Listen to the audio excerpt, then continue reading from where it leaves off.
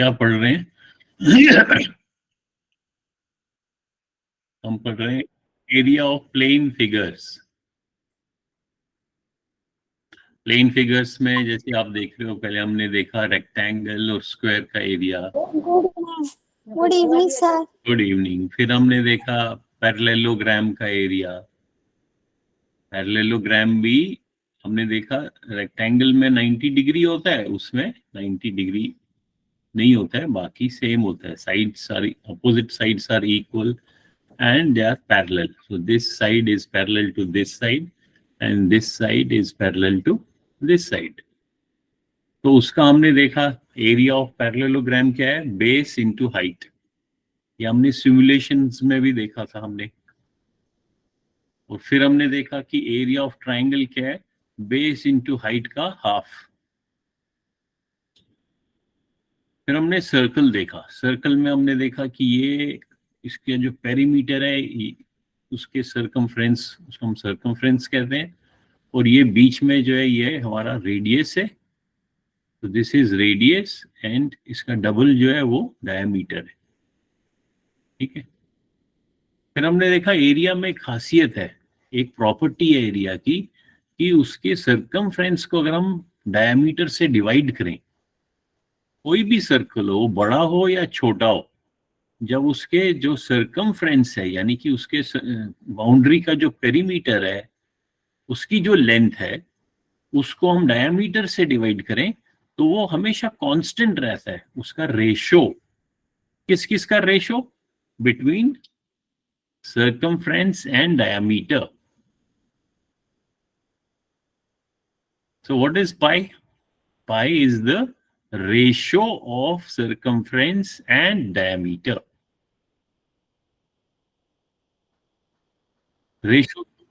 Ratio को क्या हम डिफाइन करते हैं?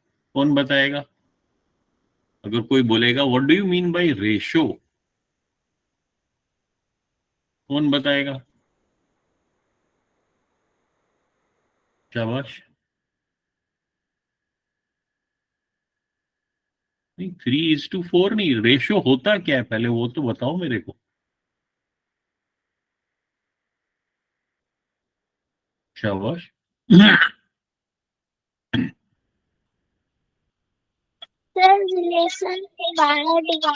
Relation between two things by division. तो अभी इसमें रिलेशन किस किस का है? सरकमफ्रेंस और डायमीटर, इन दोनों का आपस में रिलेशन जो है वो डिवीजन करने के बाद हमें पता चलता है, बाय डिवाइडिंग। हाँ, अभी आगे हम अभी पढ़ेंगे, रेशो भी पढ़ेंगे, हम उसको रिवाइज करेंगे। What do you mean by ratio and what is proportion. तो ये आप लोगों को क्लियर होना चाहिए, कोई भी क्लास हो। ये कंसेप्ट रेशो क्या होता है, प्रोपोर्शन क्या होता है और फ्रैक्शन क्या होता है, ये बिल्कुल क्लियर होने चाहिए माइंड में, कोई भी आपसे पूछे। और ये भी पता होना चाहिए फर्क कि फ्रैक्शन और रेशो में क्या फर्क है। ठीक है। तो हमने देखा दो चीजों के बीच में रिलेशन, जैसे ये सरकमफ्रेंस है और ये, एक मिनट, प्रेजेंट, ओके। तो अब जो ये रेशियो है बिटवीन सरकमफ्रेंस एंड डायमीटर, इसी को हम पाई कहते हैं। और ये पाई जो है ये कांस्टेंट, गुड आफ्टरनून, ये कांस्टेंट है। इसका जो वैल्यू है वो है 22/7। अगर आप इसको डेसिमल में लिखो वो लगभग 3.14 आता है। 14 के आगे भी डिजिट्स हैं लेकिन हम 2 डेसिमल तक ही मान लेते हैं, 3.14। और हमने ये एक्चुअली करके भी देखा। डू यू रिमेम्बर, हमने सिमुलेशन किया था। अगर मैं आपको वापस गूगल क्लासरूम में दिखाऊं, जो ये हमारा 206 है, मैंने कहा था आप इसको देख सकते हो, जो असाइनमेंट नंबर 206 है, इसको आप खुद, you can watch these simulations. जैसे इसको मैं अगर क्लिक करता हूं 206 को आप भी कर सकते हो। इसलिए मैं कह रहा हूँ गूगल क्लासरूम आप सबों ने ज्वाइन करना है। जब भी आपको टाइम मिले आप इनको अच्छी तरीके से देख सकते हो। ये सारे सिमुलेशंस मैंने यहाँ पे रखे हैं। ट्रायंगल का area of triangle, area of parallelogram, area of trapezium, फिर rolling a circle to find pi. देखो ये वाला जो लिंक है इससे आपको एकदम पता चलता है पाई के बारे में। जैसे सपोज मैं इसको फिर से दिखाता हूँ, ये मैंने क्लिक किया। अभी ध्यान से देखना, ये जो एक रेड सर्कल है, तो इसमें जो रेड कलर की बाउंड्री है, रेड कलर की जो ये बाउंड्री है, ये इसका सर दिखाई दे रहा है स्क्रीन? Yes sir. ये जो इसकी बाउंड्री है, ये इसका सर्कमफ्रेंस है। अगर अब इस सर्कल को मैं रोल करूं, यानी कि इसको जैसे हम अगर कोई बॉल है, इसको मैं यहां से पुश करूंगा तो ये बॉल ऐसे ऐसे ऐसे रोल करेगी। अब देखो इस सर्कल को जब मैं रोल करता हूं तो ये बाउंड्री, ये देखो ये सर्कल, अभी इस सर्कल का डायमीटर कितना है? ये जो ग्रीन डायमीटर दिखा रहे हैं, ये लिखा हुआ है 5। यानी हाँ, अभी जब हम इसको एक बारी रोल करेंगे, ये देखो एक बारी रोल किया तो ये इसकी बाउंड्री कितनी खुल रही है, वो नीचे दिखाई दे रही है आपको। ये देखो 3.93। इसको मैं थोड़ा और रोल करता हूं तो मैं 5 के पास लाता हूं, अभी 5.5 है। इसको और ले जाता हूं मैं, एक और बारी ये रोल करेगा, यानी कि पूरा जो डायमीटर है वो डायमीटर 5 है इसका। अब एक और बारी रोल, तो ये जो रेड बाउंड्री थी इसकी, वो यहाँ पे फ्लैट लाइन बन रही है। ये अभी इतना बाकी बचा है, इसको भी रोल करता हूं मैं। ये कहां तक जाएगी? ये देखो, अब ये 3 से थोड़ा आगे चली गई। अब आप बोलोगे सर 3 कैसे? 3 मतलब इसका डायमीटर तो 5 है। जब एक बारी रोल हुआ तो यहां से यहां तक, यानी कि 5। दूसरी बारी रोल हुआ तो 10।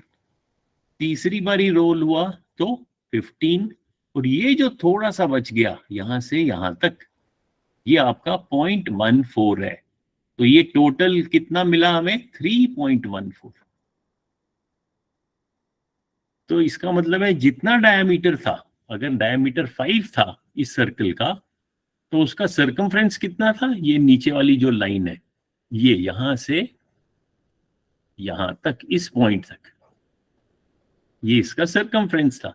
जो पहले सर्कल के इर्द गिर्द गोल था, लेकिन जब हमने उसको खोल दिया, उसको रोल किया, तो वो फ्लैट लाइन हमें यहां से यहां तक मिली। और ये कितनी लाइन बन गई? 15.71। तो 15.71 को अगर आप इसके डायमीटर इज 5, इससे डिवाइड करोगे तो ये जो रेशियो है ये 3.14 मिलेगा। और ये हमेशा सेम रहेगा, आप सर्कल को बड़ा करो या छोटा करो, उसे कोई फर्क नहीं पड़ेगा, ये रेशियो हमेशा सेम रहेगा। Okay, is it clear? Yes sir. तो इससे फिर मैंने आप लोगों को एक होमवर्क दिया था, उसमें से कुछ सिर्फ 2-3 ने ही भेजा, मुझे लगता है 3 ने शायद भेजा, व्हाट्सएप किया। 3 ने किया था, असद ने किया था, रासिक ने किया था, सोनिया ने किया था, और किसने किया? आप लोगों ने किया था। मैंने पूछा था, इफ सर्कमफ्रेंस इज 6.28 सेंटीमीटर, अगर किसी सर्कल का सर्कमफ्रेंस 6.28 है तो उसका डायमीटर कितना होगा?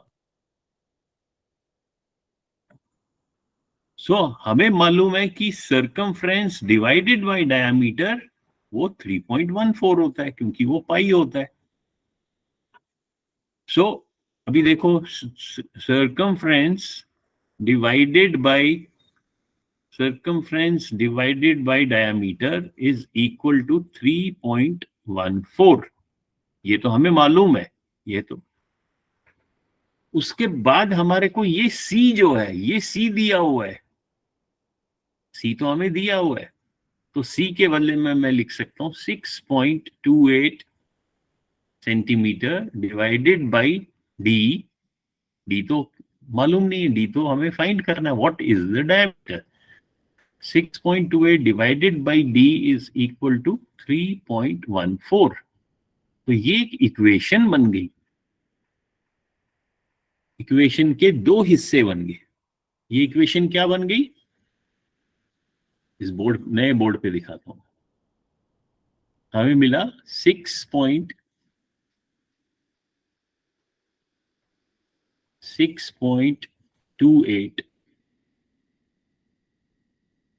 पहले हमने लिखा circumference divided by diameter is equal to 3.14। Circumference दिया हुआ है 6.28, सो 6c के बदले मैंने लिखा 6.28 divided by d is equal to 3.14। अब हमें क्या फाइंड करना है, हमें d फाइंड करना है। अब ये एक इक्वेशन है, इक्वेशन हम अलजेब्रा में अच्छी तरीके से सीखेंगे, लेकिन एक चीज हमें ये समझना है कि जो बीच में इक्वल लिखा है उसका क्या मतलब है। उसका मतलब है ये प्रकार से एक तराजू है, एक बैलेंस है। ये हमारा लेफ्ट साइड है, ये हमारा राइट साइड है, और जब ये इक्वल है दैट मीन्स ये स्ट्रेट है। तो ये तब तक स्ट्रेट रहेगा, तब तक इक्वल रहेगा कि जब तक हम लेफ्ट को कुछ ऑपरेशन करेंगे, वही ऑपरेशन हमें राइट को भी करना पड़ेगा। अगर लेफ्ट में मैं कुछ ऐड करूं तो यहां पे भी ऐड करना पड़ेगा, तब ये इक्वल रहेगा। अगर मैं यहाँ पे सब्ट्रैक्ट करूं तो यहाँ पे भी सब्ट्रैक्ट करना पड़ेगा, तभी इक्वल रहेगा। और सेम जो भी मैं यहां करूंगा लेफ्ट साइड पे, लेफ्ट हैंड साइड LHS, वही चीज मेरे को राइट हैंड साइड पे भी करना है। ठीक है ना, मैं उसको ऐड करूं, सब्ट्रैक्ट करूं, मल्टीप्लाई करूं, डिवाइड करूं, या एक्सपोनेंट करूं, पावर करूं, एक्स रेज़ टू पावर कुछ भी करूं, वही मुझे राइट में भी करना पड़ेगा, तभी ये बीच में इक्वल रहेगा। अब ये इक्वेशन वापस आते हैं यहाँ पे। अब ये मेरे को डी फाइंड करना है, इस डी का वैल्यू फाइंड करना है, यानी कि मेरे को क्या मिलना चाहिए, D is equal to something. तो ये जो डी है यहां पे इस इक्वेशन में, अगर आप ध्यान से देखोगे, डी तो नीचे है, इस डिवाइडिंग लाइन के नीचे है, हमको ये ऊपर चाहिए। वो इक्वेशन के राइट साइड में हो या लेफ्ट साइड में हो, उससे कोई फर्क नहीं पड़ता है, लेकिन हमारे को इस डी को ऊपर लाना है, यानी कि एक साइड में डी हो, दूसरी साइड में उसका वैल्यू मिल जाए, वो उसका वैल्यू मिलेगा। तो डी को मैं ऊपर कैसे लाऊंगा? जैसे हम अलजेब्रा में करेंगे, डी हम कुछ भी मान सकते हैं। डी ऐसे तो डी को एक्स बोलना एक कोई फायदा नहीं है, क्योंकि डी बोलो या एक्स बोलो एक ही बात है। तो हम यहां देखते हैं, यहां इक्वेशन सॉल्व कैसे करते हैं। ये जो इक्वेशन है इसको सॉल्व करना है, इसको हल करना है, सॉल्व द इक्वेशन। ठीक है, सॉल्व द इक्वेशन आता है, या जो अभी 6th में है उन्होंने अगर अलजेब्रा नहीं किया है तो उनको थोड़ा सा डिफिकल्टी हो सकती है। अब हम क्या करेंगे, सबसे पहले क्या करना चाहिए हमें? बताओ Rashik. Sir 6.28 equal to 3.14 D. हाँ, तो 6.28 इज इक्वल टू 3.14 डी। इसका क्या मतलब हुआ? ये जो राइट साइड में 3.14 डी का क्या मतलब है, मुझे पहले ये समझाओ। सर ये डिवाइड में था ना, तो ये मल्टीप्लाई में लेके मैं ऊपर। हाँ, तो यहाँ इसका मतलब है जो आपका ये है राइट साइड में, ये क्या है, ये बेसिकली मल्टीप्लीकेशन है। ये कैसे हो गया? देखो बड़ा सिंपल है, हम इक्वेशन में अच्छी तरीके से सीखेंगे, आज के लिए मैं जल्दी से ये समझाता हूँ कि जो ऑपरेशन हो रहा है, जब कोई ऑपरेशन हम करते हैं, जब भी हम कुछ करते हैं हम उसको इंग्लिश में बोलते हैं डू, करो, करना, ठीक है, करना या करो। अगर हम बोलता हूं जो हम कर रहे हैं उसको वापस उसका उल्टा करो, तो उसको हम बोलेंगे अनडू। देखो कॉपी में, अनडू।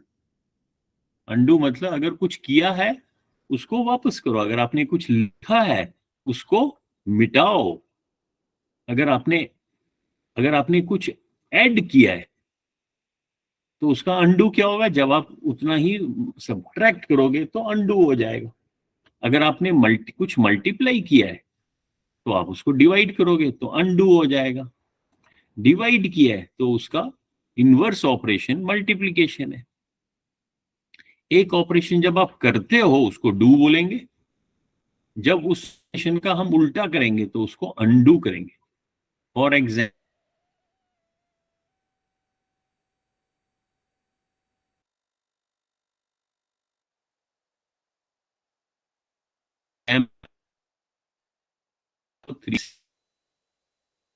किया, इस 5 को मैं 3 से मल्टीप्लाई किया।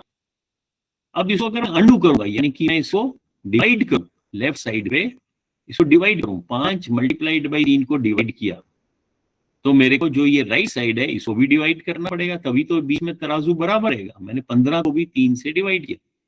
अब ये 3 और 3 कैंसिल, 15 डिवाइडेड बाई 3 इज 5। देखो राइट साइड में भी 5 मिला, लेफ्ट साइड में भी 5 है, तो ये बराबर है।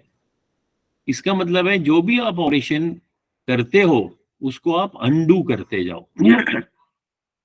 यानी कि यहां पे लेफ्ट साइड में क्या ऑपरेशन हो रहा है, 6.28 को आपने डिवाइड किया है डी से, तो आप 6.28 को अब डी में ऊपर लाना चाहता हूं, तो ये नीचे है, इसको मैं डी से अगर ये डिवाइड है इसको डी से मल्टीप्लाई करूं तो मेरे को 3.14 को भी डी से मल्टीप्लाई करना पड़ेगा। अब मैंने नंबर से मल्टीप्लाई नहीं किया है, मैंने किसी भी लेटर से डिवाइड किया। इसको मैंने डी से मल्टीप्लाई किया, इसको भी डी से मल्टीप्लाई किया, तो तराजू बराबर रहा।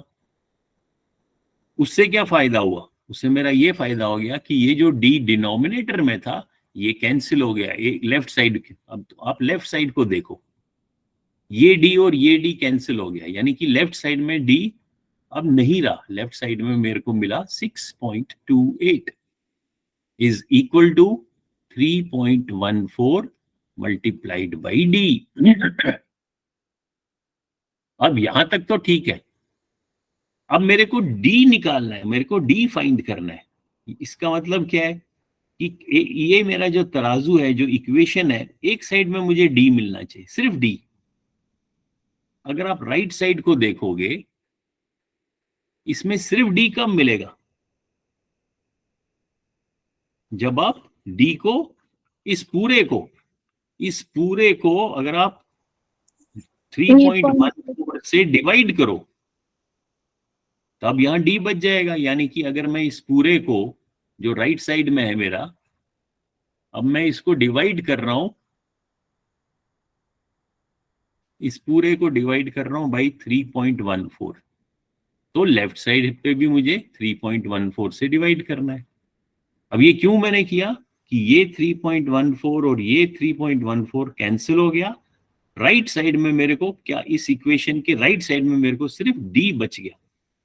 सो D is equal to 6.28 divided by 3.14, ये इसका डबल है। इसीलिए मैंने 6.28 लिखा था कि ये जल्दी से डिवाइड हो जाए। 3.14 को अगर मैं 2 से मल्टीप्लाई करूं तो वो 6.28 मिलेगा। तो इसको अगर मैं इसे डिवाइड करूं तो आंसर इज 2। सो मेरा डी जो है diameter is equal to 2। Right side में मेरे को डी बच गया, लेफ्ट साइड में 2 बच गया। ये समझ आया सबों को? Yes sir. Yes sir. अब राशिक आपने लास्ट में माइनस क्यों कर दिया? यहां तक तो आपने ठीक किया। सर ये इस साइड था मुझे लगा कि उससे जाके वो माइनस हो जाएगा। नहीं, कैसे हो जाएगा, लगने वाली क्या बात है। जो भी ऑपरेशन हो रहा है उसको इन्वर्स करना है। अगर यहाँ मल्टीप्लिकेशन है, इसका इन्वर्स डिवीजन होता है। तो अगर आप इस इक्वेशन को फिर से देखो, अब दूसरे जिसको हम ट्रांसपोजिंग मेथड कहते हैं, वो मतलब करना वही होता है। 6.28 is equal to 3.14 multiplied by D. Therefore D is equal to इसको, ये जो नंबर है इसको अलोंग विद द ऑपरेशन आपको इस साइड लाना है। यहाँ ऑपरेशन मल्टीप्लिकेशन का हो रहा है, तो जब तो ये सर यहाँ आएगा यही तो ये डिवीजन हो जाए, ये डिवाइड हो जाएगा, क्योंकि मल्टीप्लिकेशन का इनवर्स तो डिवाइड है, सब्ट्रैक्शन सर थोड़ी ना। बस यही ध्यान नहीं रहा। बस वो गलत हो गया आंसर, वही बस तो ध्यान एक रखना था है। ये ध्यान नहीं रहा, मुझे लगा ये प्लस है तो उधर जाके माइनस हो जाएगा, तो तो माइनस कैसे करके आपको डी आपको निकल कैसे जाएगा। लगा वही तो ध्यान रखना है बेटे, वो कैसे प्लस लगा जब यहाँ मल्टीप्लिकेशन साफ दिख रहा है। आपको लिखना चाहिए मल्टीप्लिकेशन। अगर आपको अगर मल्टीप्लिकेशन आप नहीं लिखोगे तो आपको फिर शायद छूट जाएगा। तो जब यहाँ इसको आप यहाँ लाओगे ये डिवाइड हो जाएगा। सो 6.28 डिवाइडेड बाई 3.14, इसको डिवाइड करोगे वो आपको आंसर 2 मिलेगा। चलो ये तो हो गया। लेकिन बाकी स्टूडेंट्स को भी मैं कहना, जिन्होंने किया, एक बारी अटेम्प्ट किया, those who have attempted and submitted their work, so we should, I am very happy कि कुछ ने तो करके भेजा। जहां पे भी गलती होगी उसका उसकी कोई परवाह नहीं है। लेकिन आपको ये ऐसे प्रैक्टिस करनी है, जब तक आप करोगे नहीं, आप दिखाओगे नहीं मेरे को कि आप कर रहे हो, मुझे कैसे पता चलेगा आपको कहाँ पे समझ नहीं आ रहा है, कहाँ पे गलती हो, कहाँ पे आप रुक रहे हो, कहाँ आपको और इनपुट्स देने हैं।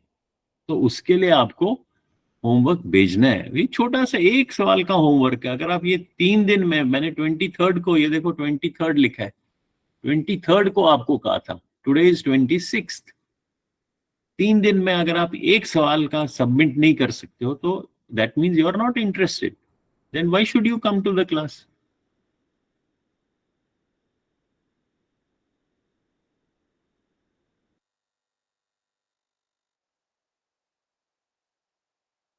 Then you should not come to the class. उससे अच्छा कुछ खिलो, कुछ भी करो, आप क्यों क्लास में आ रहे हो फिर। मैं तो नहीं कह रहा हूं कि जरूरी आपको क्लास में आना है, ये आपके नॉर्मल स्कूल तो नहीं है। आप यहाँ तभी आते हो कि आप पढ़ना चाहते हो, सीखना चाहते हो कुछ, और सीखोगे तभी जब आप खुद प्रैक्टिस करोगे। वरना तो ये तो मैं कर रहा हूं, 1 घंटा आप मेरे सामने बैठोगे स्क्रीन पे, उससे क्या फायदा है। आप समझ गए, फिर कुछ भी नहीं किया आपने, अपने अपना ब्रेन फिर से यूज नहीं किया, तो वो भूल जाएगा। उससे अच्छा आप ना ही आओ क्लास में। Okay, so those who don't submit their work, they should not come to the class. Let me be very clear about it. एक क्वेश्चन दे रहा हूं मैं, एक क्वेश्चन आप अटेम्प्ट भी नहीं कर रहे हो। मैं ये नहीं कह रहा हूं कि गलत गलत हो गया इसलिए आप कुछ पनिशमेंट है, पनिशमेंट तो है ही नहीं हमारे यहाँ, ना मार्क्स है। लेकिन अगर आप अटेम्प्ट भी नहीं करना चाहते हो, then why should you come, don't come. ये सबों के लिए मैं कह रहा हूं, और इतना कोई डिफिकल्ट नहीं है, आपको ट्राई तो करना है। उससे मुझे आंसर नहीं चाहिए, आप मेरे को आंसर लिखोगे sir answer is 2, I don't want this. I want ये स्टेप्स, आप मुझे दिखाओ आपने क्या किया है, कैसे अप्लाई किया अपना माइंड। अब मुझे ये स्टेप्स दिखाने हैं पूरे। ओके, और उसकी कॉपी की फोटो खींचनी है, ऊपर नाम लिखना और व्हाट्सएप करना है। It's so simple. So let me B very clear, अगर कुछ काम दिया है, जस्ट 1 क्वेश्चन और 2 questions, you have to attempt. आपको कोशिश करना है, कोशिश करना इज इंपॉर्टेंट। अगर आप कोशिश भी नहीं कर रहे हो, आप उसके लिए 5 मिनट तक नहीं निकाल रहे हो, तो आप क्लास में नहीं आओगे। Let's be very clear.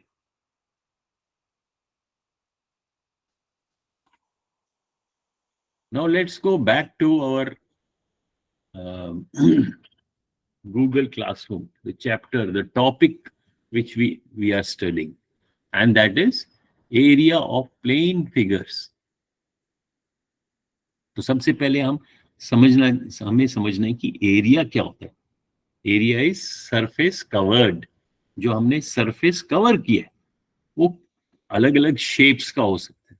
वो ट्रायंगल हो सकता है, वो स्क्वायर हो सकता है, वो पैरेललोग्राम हो सकता है, वो ट्रेपेजियम हो सकता है. ट्रेपेजियम में 2 साइड पैरेलल होते हैं और 2 साइड पैरेलल नहीं होते हैं. इस टाइप की शेप को हम क्या कहते हैं? ट्रेपेजियम. ट्रेपेजियम.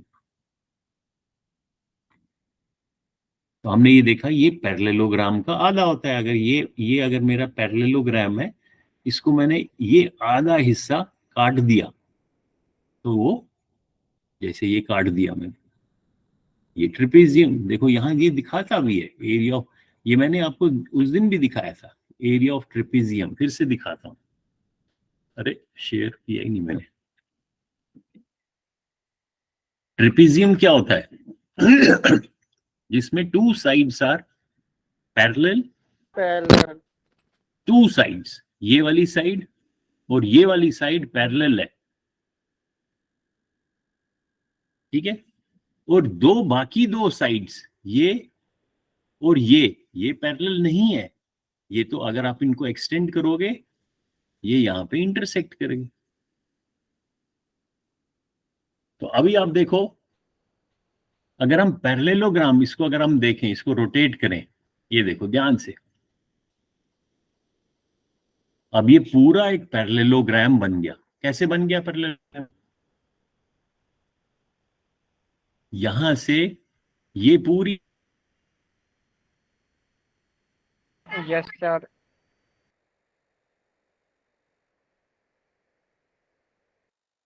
लाइन बराबर है,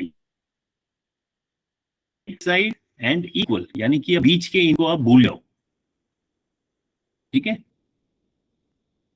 तो अगर ये एक पैरेललोग्राम, ये एक पैरेललोग्राम है. कौन सा पैरेललोग्राम है? इसकी 4 पॉइंट्स हैं. ये है x, ये पॉइंट है y, ये पॉइंट है z, ये पॉइंट है कुछ भी t मान लो. Now xy is parallel to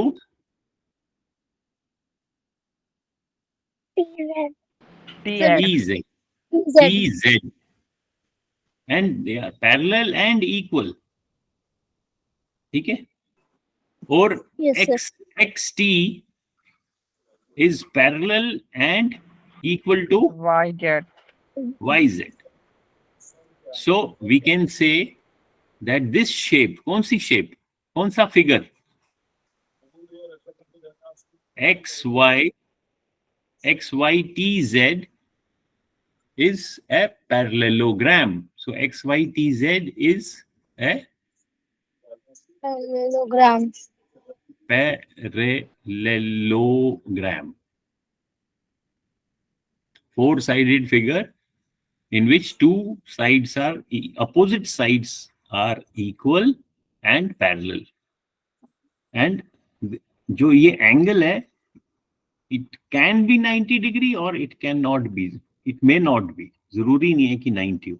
अगर 90 होगा तब तो रेक्टेंगल बन गया. तो इस ट्रायंगल का एरिया कितना होगा? सॉरी, इस ट्रायंगल का नहीं, इस पैरेललोग्राम, जो मेरा पैरेललोग्राम है XYTZ. अब ये पैरेललोग्राम है. पैरेललोग्राम का एरिया क्या होता है? Base Into height. Base into height. Base multiplied by height. अब इसका बेस कितना है? AB. AB नहीं है. ध्यान से देखो, बी कहां तक है? बी ये रेड लाइन है, यहां से यहां तक बी है, और ये ब्लू लाइन ए है. सो इस पैरेललोग्राम का बेस क्या होगा? Sir, B. A plus B. है सर A plus B. हाँ, A plus B. A plus B will be the base. अगर आप AB बोलो, if you say AB तो that means A multiplied by B, तो answer गलत हो जाएगा. You have to say A plus B, है ना, क्योंकि यहां तक A है, उसको आपने ऐड किया, सॉरी यहां तक B है, उसको आपने A ऐड कर दिया, तो वो टोटल बन गया A plus B. सो ये अभी हम पैरेललोग्राम की बात कर रहे हैं, अभी हम एक्स वाई टी जेड की बात कर रहे हैं. इस पैरेललोग्राम का एरिया कौन सा है? ये जो ग्रीन कलर का है, ये पूरा, ये पूरा एरिया है पैरेललोग्राम का. अगर इसको मैं पेंट कर दूं, इसका एरिया होगा ये base multiplied by height. Height कितनी है? H. 90 degree. H. h. ये जो इनके बीच में परपेंडिकुलर डिस्टेंस है, जो ये डिस्टेंस है between this line and this line, perpendicular distance, वो हाइट है. सो इसका एरिया कितना होगा? Base which is A plus B bracket multiplied by h. Yes, sir. सो ये किसका एरिया होगा? Sir, parallelogram. पैरेललोग्राम का. लेकिन हमें एरिया ट्रेपेजियम का हम इस समय पर अगर पढ़ना चाहते हैं, अगर हम सीखना चाहते हैं, तो ट्रेपेजियम में क्या है हो रहा है? आप ध्यान से देखो क्या हो रहा है. इसको ये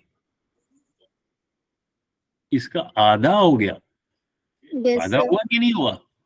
ये Yes, देखो, sir. ये जब डबल हो गया तो पैरेललोग्राम बन गया. जब ये इसके ऊपर चढ़ गया, आधे दो टुकड़े को हमने एक के ऊपर कर दिया, तो एरिया तो आधा हो गया. Yes, sir. तो ये देखो, इसका हाफ हो गया.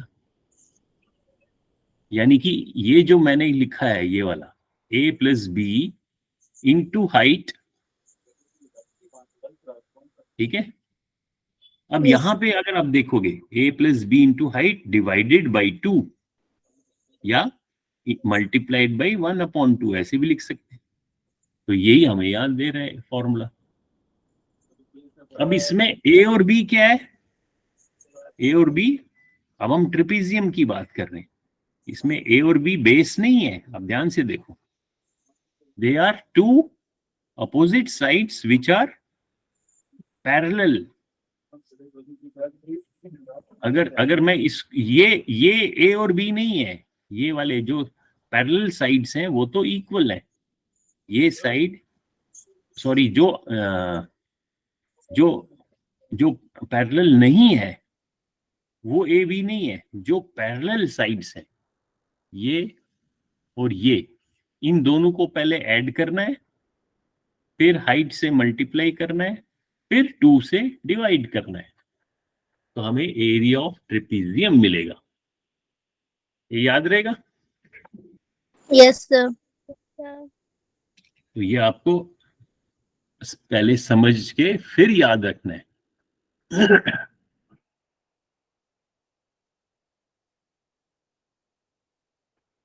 तो हमने क्या क्या पढ़ा? Area of rectangle. अब मैं यहां पे ड्रॉ कर रहा हूं figure. This is a rectangle. तो रेक्टेंगल कैसे दिखाऊंगा? मुझे यहां पे दिखाना पड़ेगा 90 डिग्री. तो ऐसे एक स्क्वायर दिखाना पड़ेगा, और ये साइड इसके बराबर है और ये साइड इसके बराबर है. ऐसे मैंने दिखा, एक को 1 डैश, एक को 2 डैश. इससे एकदम मेरे को पता चल गया, एक तो ये 90 डिग्री के हैं, that means this shape is a rectangle. तो इसका जो भी बेस होगा, सपोज इसका बेस है A, और इसका दूसरा साइड, उसको आप, इस साइड को आप विड्थ बोलो या स्मॉलर लेंथ बोलो या हाइट बोलो, कुछ भी बोल सकते हो. मान लो इसको मैंने B बोल दिया, तो इसका एरिया क्या होगा रेक्टेंगल का? A into B. A multiplied by B. Yes, sir. अब मैंने ये तो फर्स्ट है। अब मैंने दूसरी शेप रखी, एरिया ऑफ स्क्वायर। अब यहां पे मैंने स्क्वायर ड्रॉ किया, फिर से ये 90 डिग्री है और ये साइड इसके बराबर है, ये चारों साइड बराबर है, इसलिए चारों को मैंने एक एक डैश दिखाया। ये साइड भी ए है और जो मेरी बी वाली साइड है वो भी ए है। तो what is area of square? A into A. A multiplied by A. क्योंकि यहाँ जो बी है वो बी भी ए के बराबर है, स्क्वायर तो तभी बनेगा। तो मैं कह सकता हूं ए मल्टीप्लाइड बाई ए। उसको जब हम रिपीटेड मल्टीप्लिकेशन करते हैं उसको क्या करते हैं, हम एक्सपोनेंट कैसे दिखाते हैं? A square. A की पावर 4. ए की पावर 2। तो ये मेरा एरिया ऑफ स्क्वायर बन गया। अब तीसरा हम देख रहे हैं, अब जो ये रेक्टेंगल है इस शेप को ध्यान से देखो। अब ये सेम है लेकिन इसमें यहां पे 90 डिग्री नहीं है, यानी कि ये जो साइड्स हैं ये अपोजिट साइड्स इक्वल है और पैरेलल भी है, लेकिन ये जो एंगल है ये 90 नहीं है, इसलिए इसको मैं आर्क दिखाऊंगा, इसको मैं ऐसे बॉक्स नहीं बनाऊंगा। ये मेरा ए है, ये मेरा बी है। ए और अपोजिट साइड्स इक्वल है, एक एक डैश दिखाया। ये दो साइड्स इक्वल हैं तो दो दो डैश दिखाए। अब इसका इस शेप को हम बोलेंगे पैरेललोग्राम। सो मैं लिखूंगा एरिया ऑफ पैरेललोग्राम। अब एरिया ऑफ पैरेललोग्राम में मेरे को क्या चाहिए, क्या होगा area of parallelogram? Base into height. हाँ, बेस मेरा है ए, हाइट क्या है? B. नहीं. Sir, B.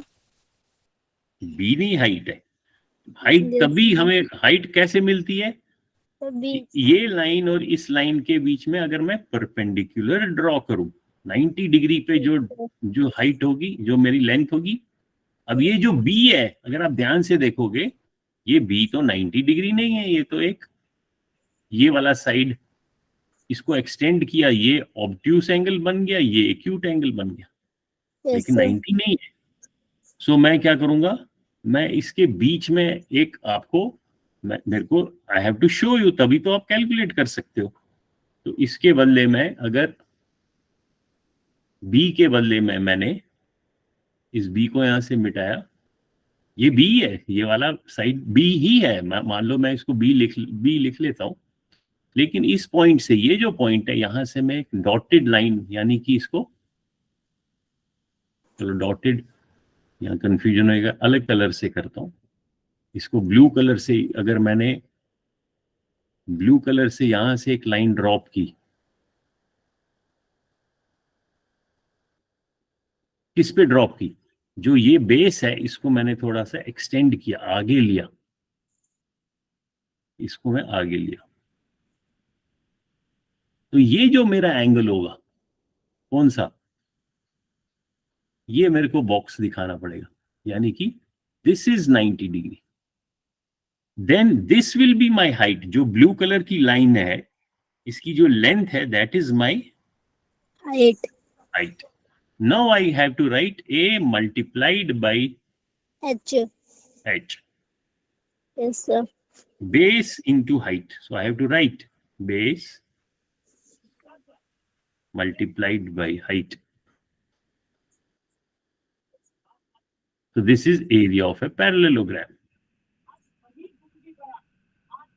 फिर हमने सीखा कि अब हम ट्रेपेजियम का देखते हैं।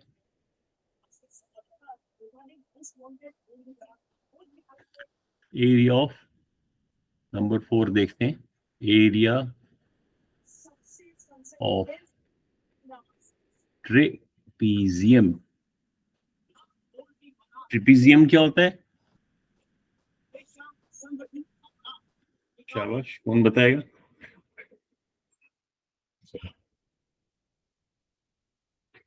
बताओ। सर दो साइड पैरेलल होती है और दो साइड अलग होती है। अलग मतलब? ये दो सर मतलब दो वो पैरेलल नहीं होती। हाँ, दो पैरेलल नहीं होती है। ये दो साइड आपस में पैरेलल है और ये दो साइड पैरेलल नहीं नहीं है। तो दिस इज ट्रिपीजियम। और इसका अगर ये मैं बेस, अब मैं बोलता हूं इसका जो ये बेस है, सपोज दिस इज ए, और इसका जो हाइट है, हाइट कैसे फिर से फाइंड करूंगा मैं? फिर मेरे को एक्सचेंज करके यहां से, बढ़ा के। नहीं अब यहाँ बढ़ाने की क्या जरूरत है? अब ये पॉइंट तो बीच बीच में भी डाल सकता हूँ, यहाँ बॉक्स बना दूंगा। या तो मैं ऐसे इसको इसको मैं आगे बढ़ा के फिर मुझे यहां से ड्रॉप करना पड़ेगा एक लाइन इस पे, ऐसे भी दिखा सकता हूँ, या बी सेंटर में ही डॉटेड लाइन ड्रॉ किया मैंने, दिस इज माय हाइट,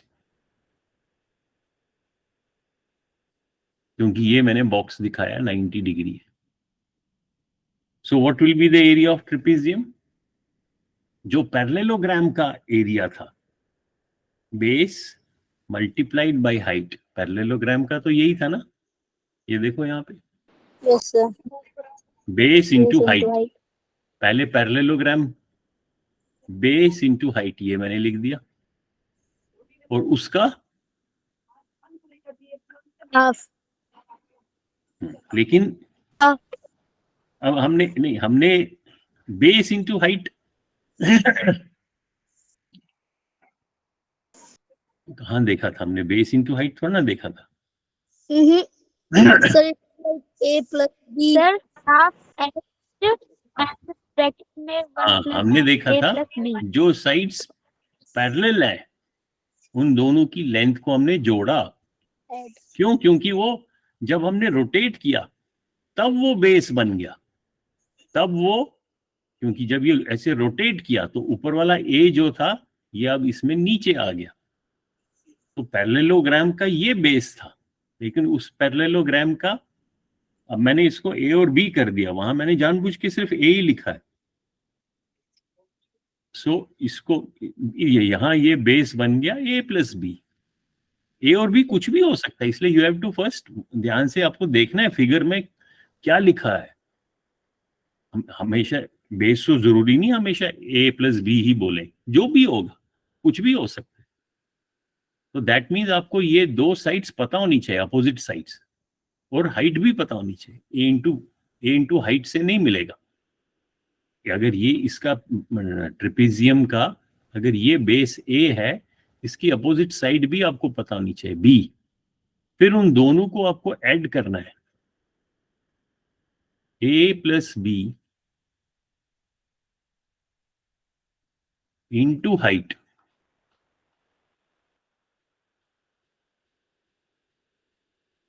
ये याद रखना, अगर हम मैं बीच में कुछ नहीं लिख रहा हूं इसका मतलब ही है ये आपस में मल्टीप्लाई हो रही है, डिवाइडेड बाई 2। या इसको मैं ऐसे भी लिख सकता हूं, ए प्लस बी मल्टीप्लाइड बाय, अब मैं एच को यहां लिखूं या एच को सर पहले नहीं दिख रहा। सर स्क्रीन ओ सॉरी, अब मैं ए प्लस बी ऐड करके हाइट यहां लिखूं तब भी होगा, इसका मतलब कि एच से मल्टीप्लाई हो रहा है। या मैं हाइट को पहले लिखूं यहां लिखूं तब भी उसका वही मतलब है, और उसको फिर मैं 1/2 से मल्टीप्लाई करूं। 1/2 पहले लिखूं या बाद में लिखूं उससे कोई फर्क नहीं है, एज लॉन्ग एज ये आपस में मल्टीप्लाई हो रहा है। ठीक है।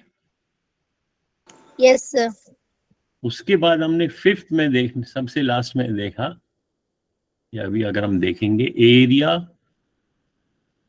उससे पहले हमने देखा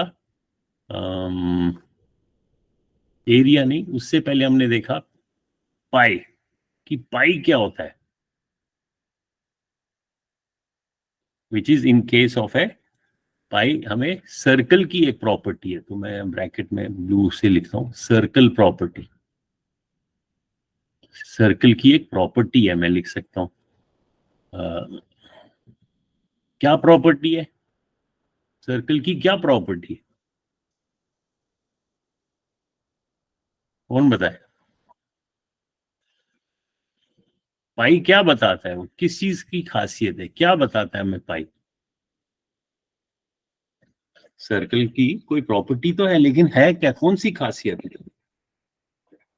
क्या वो ये बताता है कि सर्कल कितना बड़ा है? बताओ, कौन बताएगा?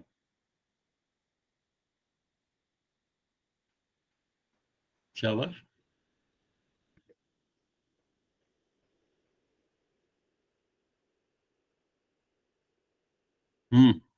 ट्राई ट्राई, कौन बताएगा? Raise your hand.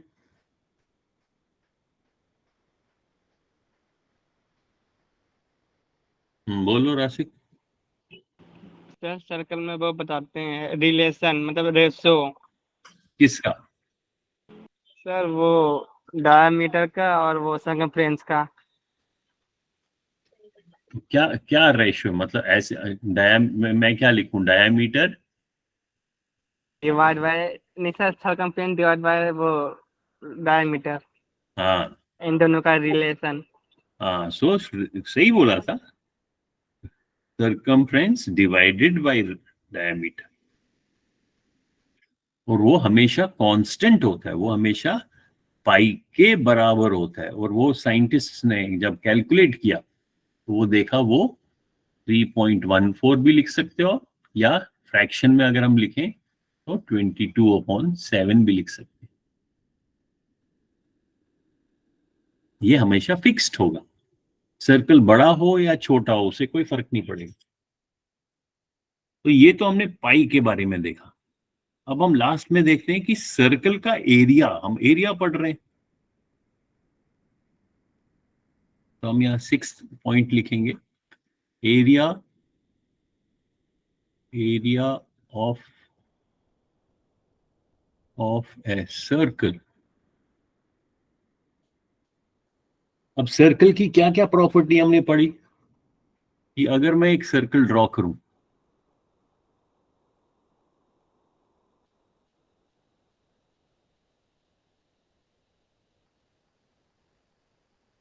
इसका एक सेंटर होगा, सेंटर से एक अगर मैं लाइन ड्रॉ करूं ऑन द सर्कमफ्रेंस, कोई भी सर्कमफ्रेंस पे कोई भी पॉइंट हो, वो यहां पे हो या यहां हो या यहां हो, सेंटर को सी किसी भी सर्कमफ्रेंस के किसी भी पॉइंट के साथ में जोड़ूं, उसको हम क्या कहते हैं? Radius. रेडियस। इसी सेंटर, इसी पॉइंट को, अगर ये पॉइंट ए है, सी के साथ जोड़ा और मैं इसको आगे एक्सटेंड कर रहा हूं, तो यहां दूसरा एक पॉइंट मिल गया सर्कमफ्रेंस पे बी, और ये स्ट्रेट लाइन में होना चाहिए, यानी कि ये 180 डिग्री होना चाहिए। तो ये जो, अब ये इस रेडियस से डबल हो गया, एक रेडियस यहां हो गया, एक ये आर है रेडियस, और एक ये रेडियस है, तो ये बेसिकली क्या बन गया? R diameter. Plus R, R R plus plus R, यानी कि 1r plus 1r which is equal to 2r, and that is called diameter. Sorry. तो ये जो मेरी लेंथ है, ये जो रेड कलर की पूरी, from point A to B which passes through centre, ये बड़ा इंपॉर्टेंट है। अगर मैं लाइन यहां से इस पॉइंट से इस पॉइंट ड्रॉ करूं, अब दूसरी लाइन है मेरी एल एम, लेकिन ये लाइन सेंटर से नहीं जा रही है, तो क्या इसको डायमीटर कहूंगा? No, sir. इसको क्या कहूंगा? जो एल एम है, शाबाश, Sir, chord. हाँ, इसको कॉर्ड बोलूंगा, CHORD, इसे लिखता हूं, CHORD,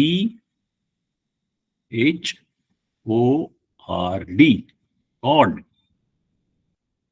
कॉर्ड क्या हुआ? इस सर्कमफ्रेंस पे कोई भी दो पॉइंट्स हैं, any two points, if you join them it is called a chord. सो अगर आप ध्यान से देखोगे, डायमीटर को भी कॉर्ड कह सकता हूं। क्यों? क्योंकि डायमीटर, अब ये पॉइंट ए सर्कमफ्रेंस पे है, बी ये भी सर्कमफ्रेंस पे है, any two points on the circumference, if you join them that line is called chord. So ये डायमीटर भी कॉर्ड है, लेकिन ये कॉर्ड डायमीटर नहीं है। LM जो है वो कॉर्ड है, लेकिन डायमीटर नहीं है। AB डायमीटर है और कॉर्ड भी है। Is it clear? Yes. Yes, sir. Yes. Yes, sir. सो अब हम देखते हैं, वापस हम आते हैं area of a circle. Area of circle क्या होगा? अगर मैं उसको पिक्चर के हिसाब से दिखाऊं तो इसके अंदर जितना भी surface covered inside the circumference, इसको मैं अगर कलर करता हूं, ये देखो, ये पूरे सर्कल के अंदर जो भी एरिया है, सरफेस जो है, ये इसका एरिया है। लेकिन इसको आप कैलकुलेट कैसे करेंगे? तो इसके लिए एक फिर से हम वहां जाते हैं अपना ये 206 पे। इसमें देखो लास्ट में है ये वाला एरिया ऑफ ए सर्कल। इससे आपको एकदम क्लियर हो जाएगा। इसको मैं क्लिक करता हूं।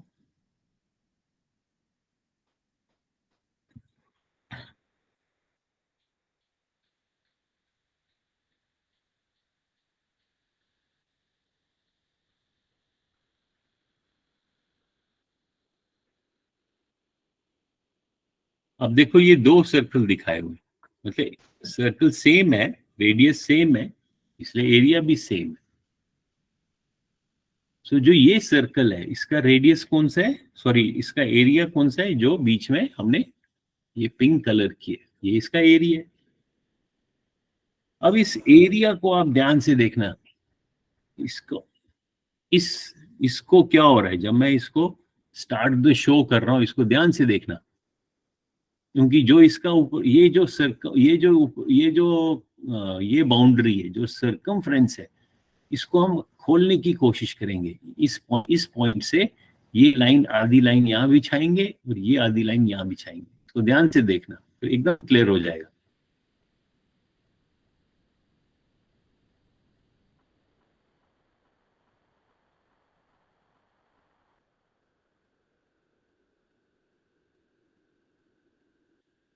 अब ये सर्कल किस में कन्वर्ट हो गया? ट्रायंगल।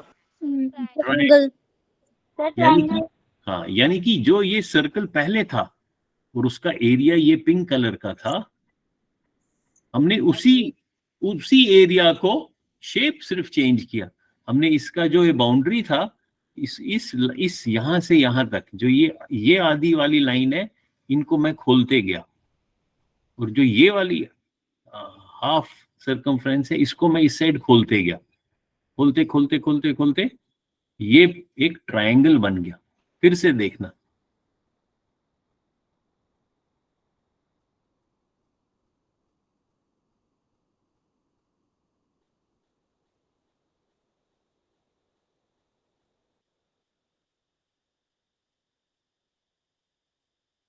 अब इसका क्या मतलब है कि ये जो अब ट्रायंगल का जो एरिया है, ये बीच वाला,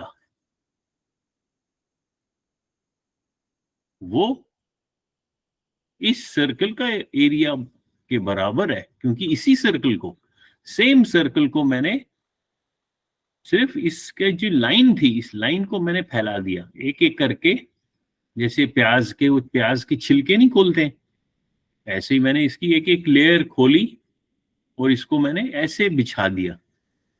जब मैंने इसको यहां से यहां इस आधे को इस साइड बिछा दिया और इस आधे को इस साइड बिछा दिया, तो मेरे को ये जो बेस मिल गया वो किसके बराबर मिल गया? सर्कमफ्रेंस के बराबर। क्योंकि ये जो पूरी Yes. गोल लाइन थी, इसको मैंने अब एक स्ट्रेट लाइन में स्प्रेड किया।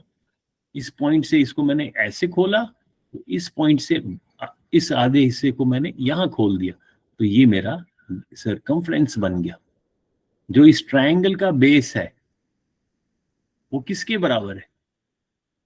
इस सर्कल के, जो पहले सर्कल था उसके सरकमफ्रेंस के बराबर। और इस ट्रायंगल का जो हाइट है वो किसके बराबर है? इस पुराने वाले सर्कल के रेडियस के बराबर है। अगर आप ध्यान से देखोगे, पहले तो ये पूरा ऐसे सर्कल था, यानी कि ये पॉइंट जो था ये सेंटर था, ये पूरा डायमीटर था। फिर जब मैंने इसको ऐसे ऐसे करके खोल दिया, ये इसका एरिया नीचे, ये पॉइंट जो था ये नीचे नीचे नीचे आके ये सेंटर बन गया। तो जो इस ट्रायंगल का हाइट था वो इस सर्कल का रेडियस था। और ट्रायंगल का एरिया क्या होता है? Area of triangle. देखते हैं किसको याद है।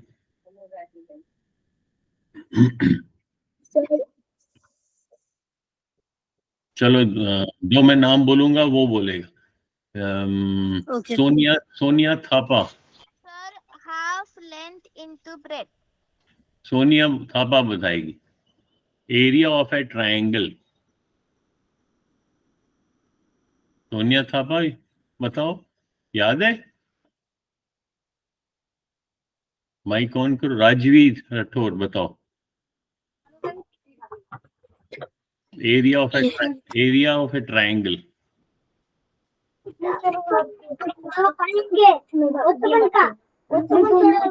बात ही कर रहा है सिर्फ।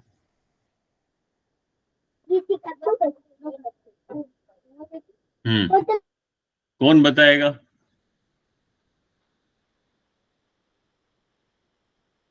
चलो, Sonia, Soni, area of triangle. Sir, half multiply breadth into height. Half multiplied by breadth into height, उसको ब्रैकेट में लिखना पड़ेगा। अब यहां इस ट्रायंगल को ध्यान से देखो, तो मैं इसी के बेसिस पे half multiplied by B. B क्या है? Sir, circumference C. सरकमफ्रेंस, क्योंकि बेस, इस ट्रायंगल का जो सरकमफ्रेंस है वो, सॉरी, जो बेस है वो इस जो पहले शेप थी उसका सरकमफ्रेंस है। तो चलो मैं सी लिख देता हूं, बेस के बदले सी लिख दिया, सरकमफ्रेंस। और हाइट क्या है? रेडियस। R. हाँ, वो सर्कल, इसका ये हाइट जो है वो सर्कल का रेडियस था, आर। Yes, sir.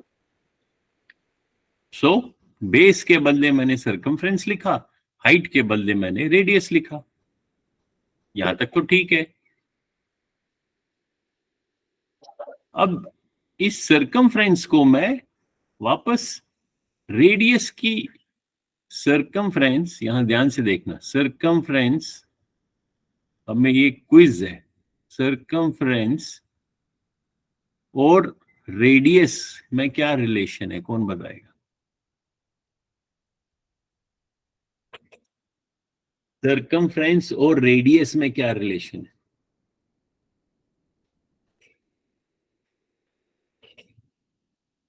बताओ।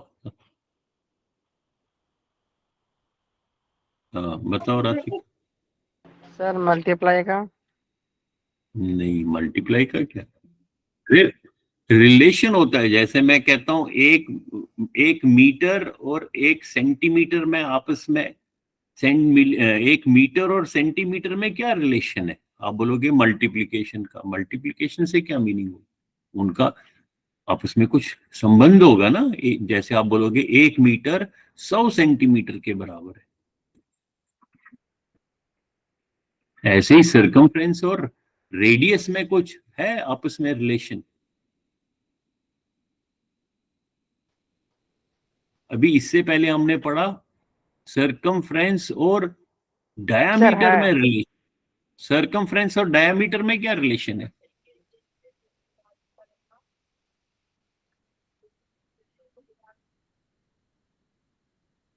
सर्कमफ्रेंस और डायामीटर में कोई रिलेशन है? Yes sir. क्या रिलेशन है? सर ये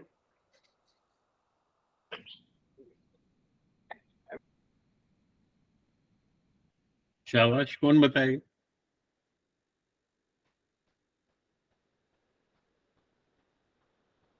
अरे अभी तो पढ़ा, C/D is equal to pi. पाई नहीं पढ़ा अभी हमने? पाई क्या होता है? Ratio between circumference and diameter. Ratio is a relationship, यानी कि अगर आप सी को डायामीटर, सर्कमफ्रेंस को डायामीटर से डिवाइड करो तो वो पाई मिलता है। तो सी और डी का आपस में क्या रिलेशन है? इसको, इस डी को यहां ले जाओ, यानी कि circumference pi multiplied by D.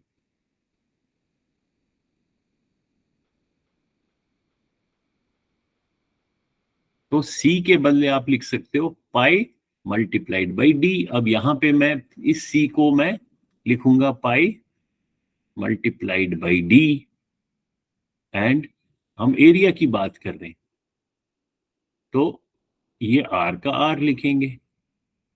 और डी, डी और आर में भी रिलेशन है। डी और आर के बीच में क्या रिलेशन है?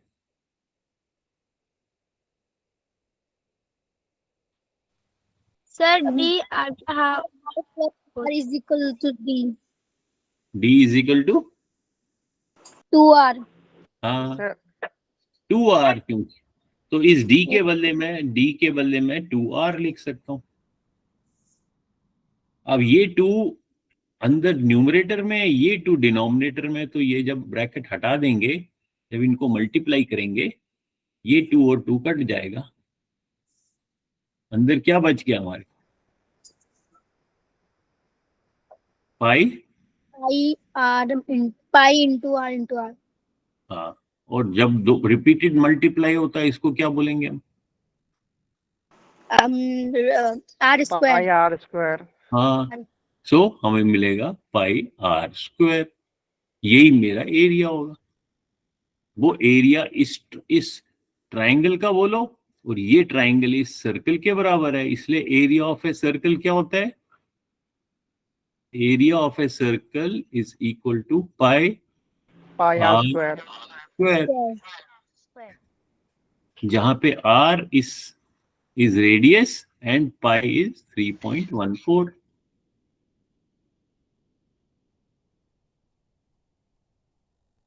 तो ये आज हमने सर्कल का एरिया भी सीख लिया।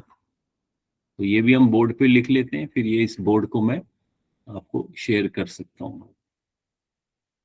सो अगर ये एक सर्कल है और इस सर्कल का रेडियस, जो रेडियस है वो आर के बराबर है, तो एरिया ऑफ ए सर्कल क्या होगा? Area of a circle will be equal to पाई,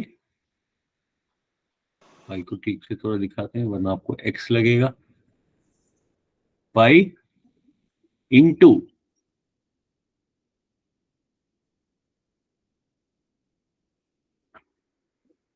ये याद रखना आप, Yes, sir. या ठीक है, where r is the radius of the circle and pi is your, either you can write 22/7 or you can write 3.14.